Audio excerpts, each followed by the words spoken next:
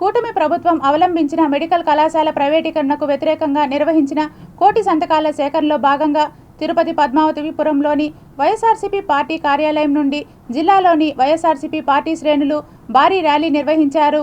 ఈ కార్యక్రమంలో మాజీ మంత్రులు, ఎమ్మెల్యేలు, ఎమ్మెల్సీలు, నియోజకవర్గ నాయకులు భారీగా పాల్గొని ర్యాలీని విజయవంతం చేశారు।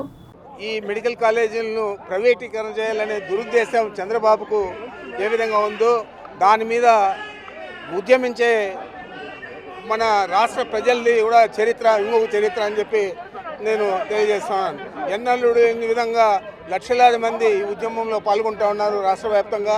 ఇంతకంటే పెద్ద ఉద్యమం ఎప్పుడు కూడా ఈ రాష్ట్రంలో ఏదో ప్రత్యేక ఆంధ్రాను లేదా సమైక్య ఆంధ్రాను ఆ ఉద్యమాలు తప్పితే ఇలాంటి పెద్ద ఉద్యమం ఎప్పుడు రాలేదు। ఇది తప్పనిసరిగా చంద్రబాబు నాయుడు ప్రభుత్వానికి తొలిమెట్టు పడిపోయేదానికి తప్పనిసరిగా అత్యంత ఘోరంగా చంద్రబాబు నాయుడు రాబోయే సార్వత్రిక ఎన్నికల్లో పరాజయం చెందుతాడని నేను భావిస్తూ ఉన్నాను। ఈ చంద్రబాబు నాయుడు ఏ విధంగా అయితే మెడికల్ కాలేజీలో అమ్ముకోవాలని చూస్తూ ఉన్నాడో పప్పులు బెల్లాలకు, అదేవిధంగా ఏదైతే ఇప్పటికే కోట్ల విలువ, వందలాది కోట్ల విలువ చేసే భూములను ఎకరా 90 పైసలకే అమ్ముతూ ఉన్నాడు। ఆ విధంగానే ప్రజలందరూ ఇది గుర్తించారు।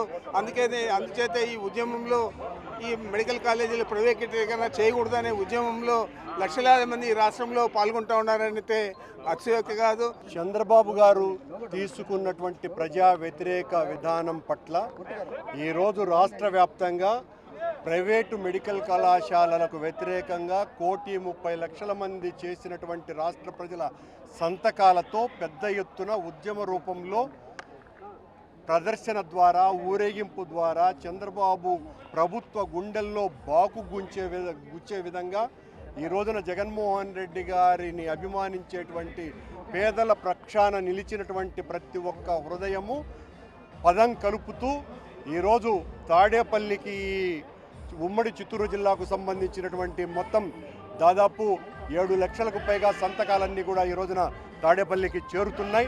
ఈ ప్రభుత్వ మెడికల్ కాలేజీని ప్రైవేటీకరించడం చాలా దురదృష్టకరం, దుర్మార్గం।